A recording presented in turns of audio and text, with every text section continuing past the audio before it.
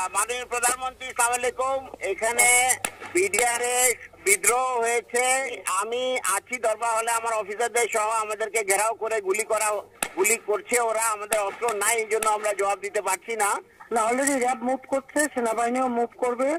আপনি যত দ্রুত পাঠাবেন তত তাড়াতাড়ি পরিস্থিতি আমরা সামাল দিতে পারবো। যাচ্ছে, আমি দেখি হেলিকপ্টার পাঠাচ্ছে।